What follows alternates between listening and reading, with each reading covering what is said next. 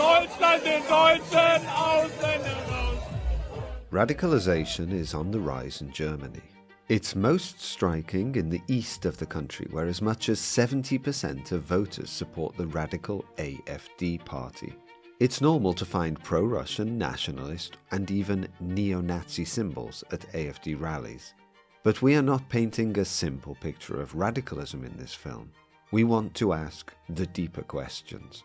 Why are Eastern Germans radicalizing? In order to find out, we will analyze the former East Germany and shed light on an issue too often neglected. How large are the divisions between Western and Eastern Germany? In the recent state elections in Eastern Germany, two radical parties achieved great results: the Alternative for Germany and the Sahra Wagenknecht Alliance. Who are these parties? The Alternative for Germany, or AfD, is a strongly nationalist, far-right party with an anti-immigrant and, currently, also an anti-establishment agenda. It's been accused of links with neo-Nazis and nationalist extremists. It's not hard to find signs of this among people close to the party and its supporters. After one of the party's rallies in Dresden, 4 people were arrested for possession of banned symbols. The other extremist party is new, the Sahra Wagenknecht Alliance, or BSW. This party defies simple explanation. On the one hand, its leader hails from the hard-left Die Linke party, which calls the AfD Nazis. On the other hand, Wagenknecht herself has made statements with a strongly nationalist tone. Although the BSW and AfD are theoretically opposed to each other, in reality they have a lot in common. This can be described by the horseshoe theory, which states that parties of the radical left and the radical right find themselves close on many issues. In the case of the BSW and AfD, we see this in their hard line on immigration, their stance on the war in Ukraine, and their wish to undermine the entire political establishment in Germany. These parties are becoming increasingly popular, in particular in the East, where extreme positions are proving very popular. If we want to understand why, we need to look back several decades. These two maps show a clear division. The map on the right shows support for the AfD and BSW in the last elections to the European Parliament. On the left is the division between West and East Germany. Many of the things currently causing radicalization are linked to Germany's reunification. East Germany had a command economy, and when it joined the Federation, it needed to make extensive changes, which were painful in many places. For example, in this town. This is Zeitz, a town in Saxony-Anhalt, 30 kilometers from Leipzig. As part of East Germany, it had been an important industrial center with many factories, including one producing prams. But in 1991, it was closed down. The town is clean and in good condition, but a short walk along the main street reveals the town's problems. Many buildings are empty. Local businesses find it hard to survive. This is because the number of jobs fell greatly after the transformation. Now, 1/3 of homes are empty in Zeitz. In Zeitz, you can see the typical problems of the transformation of Eastern Germany from a centrally planned economy to a capitalist economy. Above all, in the sudden rise in unemployment, it affected the whole of Eastern Germany. Until the mid-2000s, unemployment in Eastern Germany was 20%. To compare, in the West, it never got over 10%. Every family in Eastern Germany experienced long-term unemployment, and we still feel the consequences of that.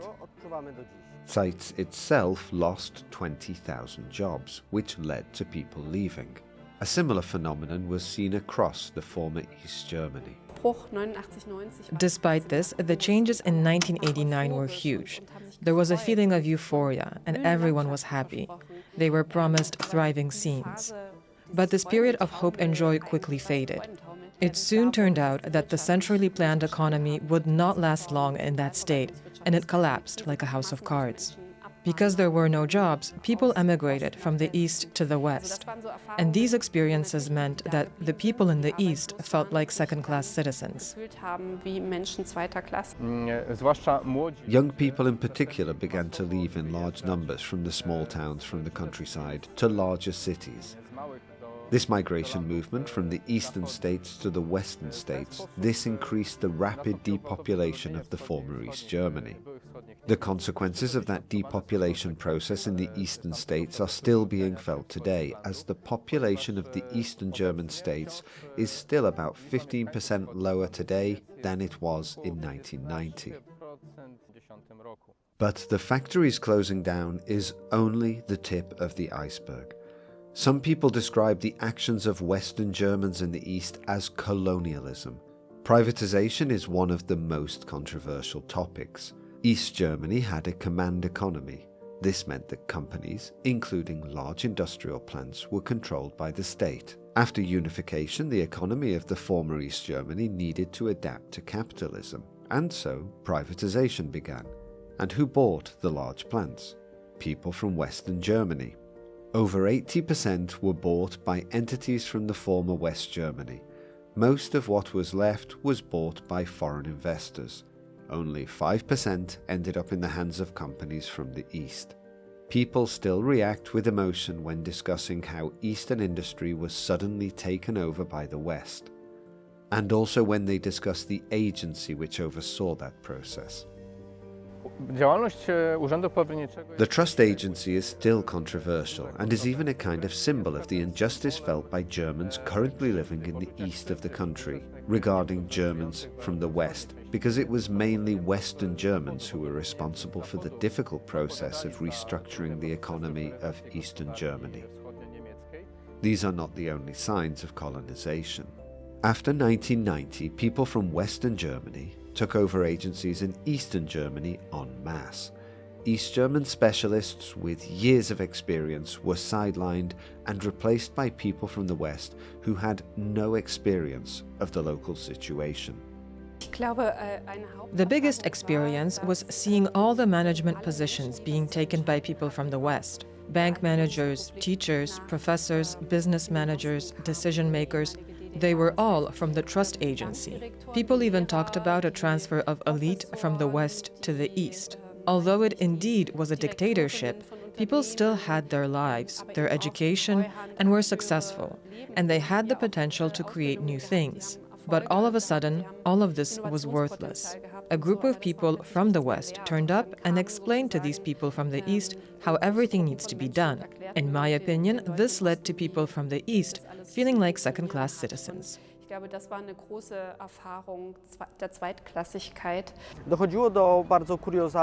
It led to strange situations with people responsible for very technical work.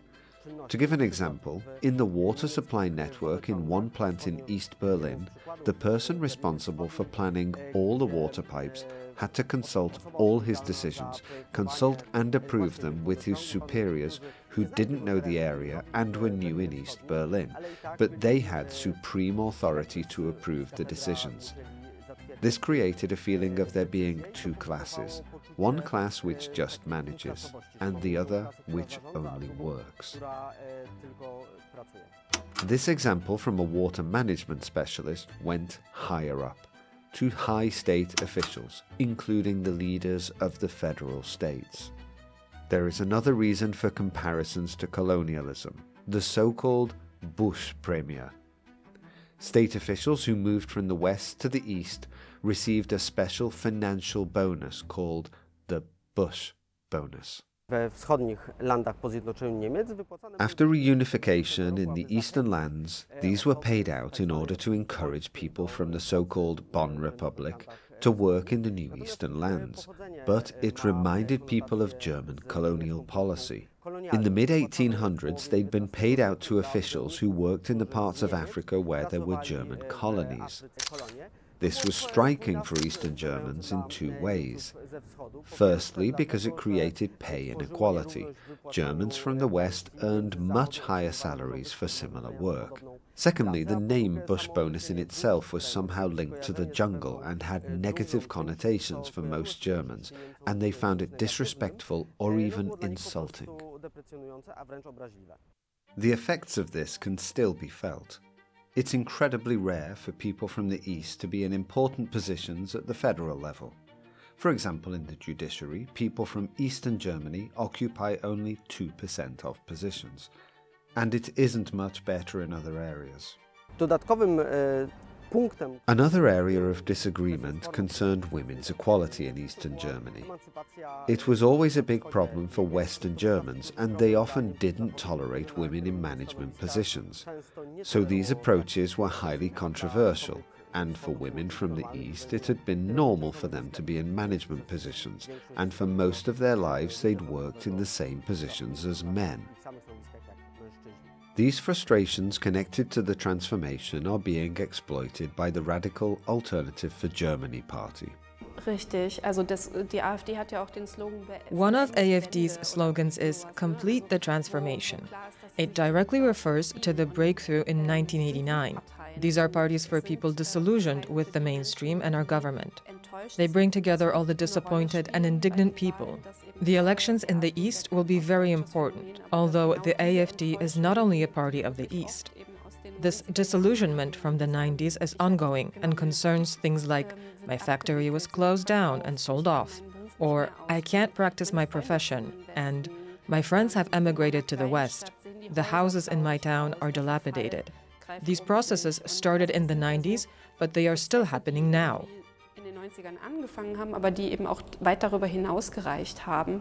Another subject which still resonates in Eastern Germany is the energy transformation.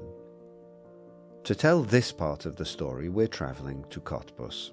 In East Germany, 80% of electricity was produced from lignite. Cottbus was known as East Germany's energy capital. In that era, practically the entire town was surrounded by coal mines.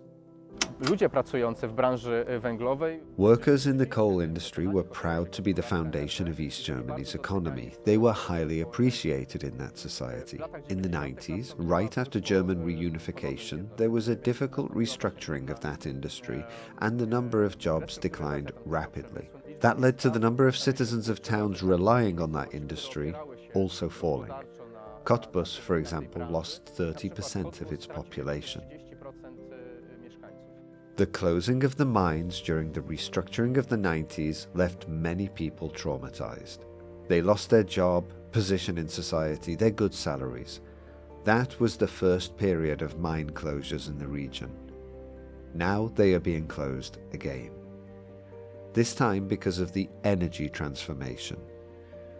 People in the region still remember the first closures, and they sometimes react to these new ones with extreme hostility. One of the ideas to rejuvenate these regions is to have investments like this one. This area was once a lignite mine. It has been filled with water to make an artificial lake so that the area can become a tourist attraction. The problem here is that the jobs in the tourism industry, which are supposed to arise and at least in part replace the jobs in mining and heavy industry, are less attractive and not as well paid or stable as those in industry. That's why, especially in this part of Germany, for example in Lusatia, it's very controversial, and there are calls in local society that tourism shouldn't be the only response to the problem of coal fields, that jobs in equally attractive and prospective industries should be brought here. The ideas for reshaping mining regions into tourist spots are not received with great enthusiasm. All this leads to the residents of the Eastern Federal States opposing the energy transformation in its current incarnation. And again here, the AfD perfectly recognizes their fears. The AfD wants to take advantage of this anti-transformation mood. It's the party on the German political scene which almost entirely rejects the energy transformation, including the withdrawal of coal. So these slogans worked well here, and 5 years ago, in the Landtag elections of 2019, the AfD won 40% in Saxony, in the mining regions. However, it would be a mistake to try to say that support for the radicals is caused by poverty. This is Karlsdorf. The AfD won 62% of the vote in the elections to the European Parliament here, giving it one of the biggest levels of support in the whole country. A short walk around the village is enough to see that poverty is not an issue here. Poczucie biedy jest relatywne. The perception of poverty is relative. In the case of Eastern Germany, it's above all about the disparity between the West and the East. The standard of living in the East is 75% of that in the West, and politicians are promising to close that gap as quickly as possible. A large part of German society, especially voters of the radical parties, see that it's a bumpy road, and even 35 years after German reunification, it will take a very long time. And that's one of the reasons people choose radical parties. But for many people, their starting point in life is just as important as their regular income. The differences in standard of living can be seen in salaries and pensions, but more important still is the feeling of insecurity. Germans from the East feel they have no social safety net. They don't usually have savings and don't inherit anything substantial like their compatriots in Western Germany. This leads to fear of change, and crises are felt much more keenly in Eastern Germany than in the West. Feelings of dissatisfaction arise because at the start of reunification, the base conditions were different. With differences in salary, the gap is gradually closing. But in the case of inheritance, or of Germans from the East in management positions, the gap is still huge. It will take a very long time before life in the East and the West is the same. This leads to an aversion towards the people at the top, the federal government. We experience it every day. We can say that there's huge hatred, strong negative emotions about the Green Party, and a lack of trust in the federal government. Money is not the only problem. There's also an invisible border between the East and the West in interpersonal contacts. A 2019 study revealed that 17% of Germans from the West had never been in the Eastern federal states, but only 2% of Easterners had never been in the West. Throughout these years, there was a one-sided curiosity. Of course, economic factors play a part here. There are better salaries in the West and the certainty of finding work. But a lack of knowledge about each other caused misunderstandings and prejudice, which can easily be exploited. The AfD and BSW share a pro-Russian stance. For people in the East, this is a serious advantage of the parties. During rallies of both parties, slogans calling for peace or about buying Russian gas are greeted with applause. And it's not hard to find pro-Russian shirts, badges and flags here. In Eastern Germany, there's a tendency to reject the liberal Western view of the state. In Eastern Germany, there's a widespread hatred of this vision. Between 30 and 50% of Germans from the East reject the Federal Republic of Germany as a state. In this situation, a large amount of them identify with the greatest enemy of Western democracy, with the bloodthirsty dictator Putin. East Germans don't really know much about Russia. They don't know much about Ukraine. And that's why they are connected to the greatest enemy of Western democracy. And it's why so many people are against sending arms to a free Ukraine. Another reason for pro-Russian stances is the nostalgia for Soviet times. The number of post-Soviet monuments make this clear.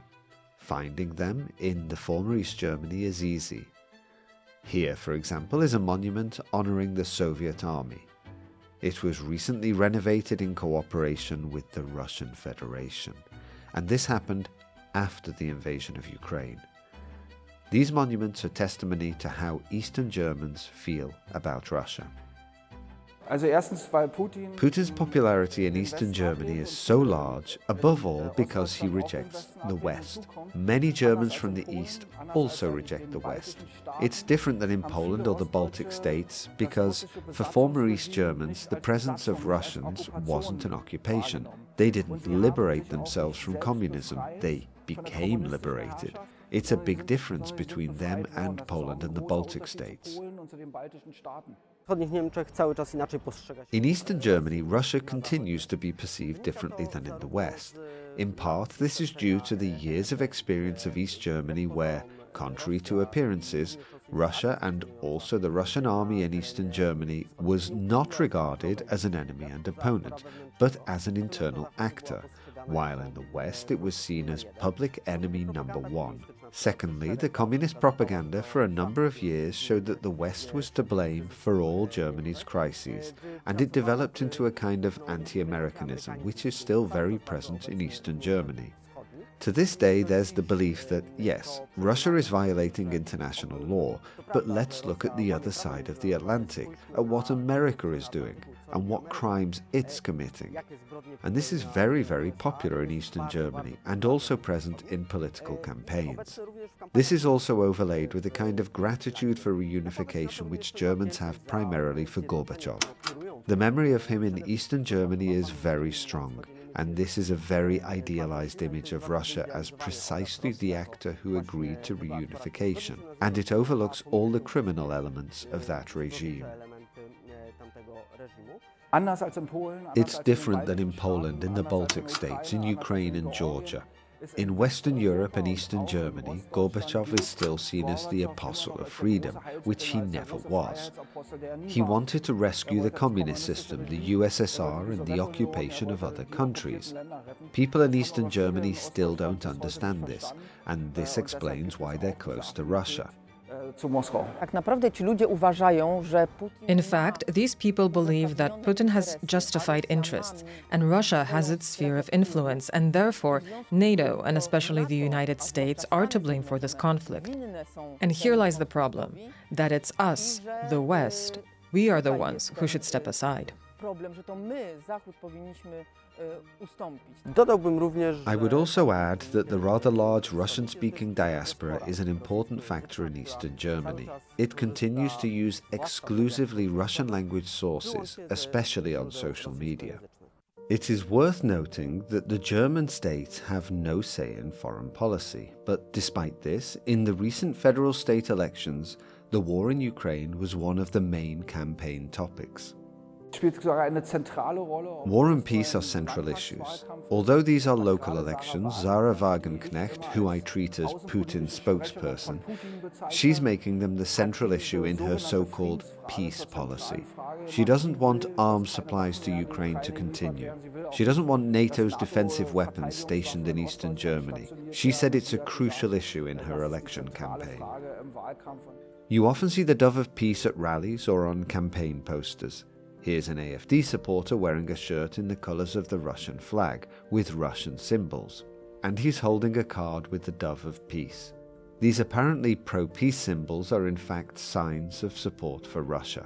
The leaders of the AfD and BSW think support for Ukraine should end, that the war should be brought to an end as quickly as possible, and that Germany should return to cooperation with Russia. And these demands have their supporters. This is partly driven by fear of Russia. The Germans are of course afraid, as everyone is afraid, because it's a conflict very close to the borders and in Europe. Although they obviously think that it's a local conflict, and if you ask them what they really feel, they say that this conflict could spill over into Europe, or that it will turn into a nuclear conflict. Arguments that this conflict has already been in Europe for a long time because, after all, Ukraine is one of the largest European countries, don't work on them. And the argument about a nuclear attack, well, this is simply Putin's game, aimed at creating these fears. But there is one other reason, connected with the domestic situation. Concealed here is the internal conflict between the East and the West. West Germany had a transatlantic leaning towards NATO and America. For 5 or 6 years, we've had a large wave of discussions about the East-West divisions. The East tells the West, "You don't understand us." People from the East are withdrawing and are against the West. The disapproval of NATO and arms supplies to Ukraine is in principle a manifestation against Western Germans. If you're doing it, then we're definitely not going to do it. There are even people who say that during East German times, no one helped us, so why should we help Ukraine? For Eastern Germans, opposition to migration is a key issue. We asked a local AfD politician about the most important issues in his campaign for the federal state elections, and he mentioned this problem. The biggest problem we have here in Brandenburg is with immigration, not just in Brandenburg, but across the whole of Germany. That's why it's a central campaign issue. The elections of the 22nd of December will be decided on this. My party has a clear position on it. We want border checks, limits on state benefits for immigrants, and accelerated deportations so that we can end this illegal immigration. We again saw 3 victims of this so-called diversity in Solingen. That's why we say we don't want this so-called diversity, because it leads to our country being dangerous. We want security and freedom in our country. It's worth noting that opposition to immigrants and support for the anti-immigrant AfD is highest in the parts of Germany without many immigrants. Most of them are in the west of the country. The issue of migration was viewed completely differently in Eastern and Western Germany. This is down to their different experiences. At Reunification, immigrants made up 1% of the Eastern German population. In Western Germany, this was over 10%. And that disproportion is only increasing. The way both those societies are socialized with people from other cultures with other religions is totally different. For example, in the Ruhr area or other parts of Western Germany, it's normal to have large Turkish origin societies. In Eastern Germany, there were no such groups. The failure to close German borders in 2015 and the de facto forced acceptance of large groups of immigrants in municipalities, including in Eastern Germany, this led to social opposition towards immigrants. Since 2015, the large migration crisis has been a big topic throughout Germany. In Eastern Germany, especially in Dresden, it was very stark. It started with the Pegida demonstrations. This strengthened the position of the AfD. There's the contact hypothesis, which postulates that the lower the contact with immigrants, the higher the prejudice. We have a very small amount of immigrants in society here, around 7%. It's a little higher in the towns and cities, lower in the villages. This means that many people don't know any immigrants at all. This 7% is for the whole of Saxony. In practice, in larger towns like Leipzig and Dresden, the figure may be higher. But this is not the source of anti-immigrant sentiment. It's biggest in small towns and villages where there are very few immigrants, less than 7%. We do need to mention, though, that often the opposition to immigration is not about hostility to the immigrants themselves. For many Germans, the financing system is more controversial. To understand it, let's look at an example of a fictional but completely typical migrant. This is Hassan from Afghanistan. He's crossed the border into Germany where he's arrested by the German police. He recites a well-known statement: "I want to apply for asylum." Practically all refugees know this line. The police are then obliged to take Hassan to one of the refugee centres, where he'll spend the next few months, waiting to see if his application is successful. From the very first days, he receives €200 in benefits per month.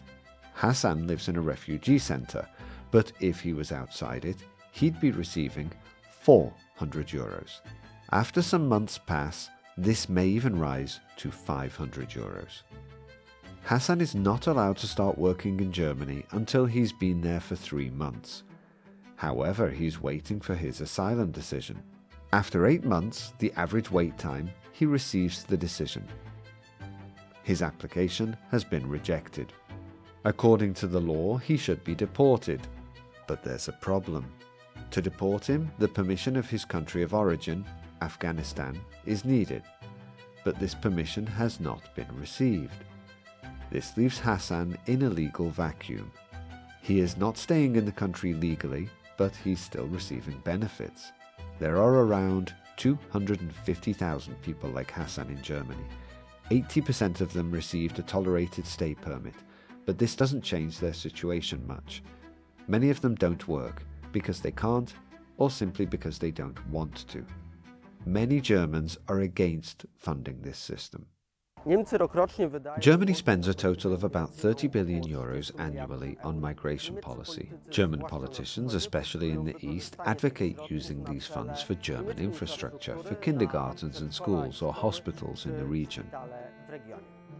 This leads to opposition to immigrants and some aggressive slogans. For example, in this chant, young people are singing "Germany for the Germans, refugees out."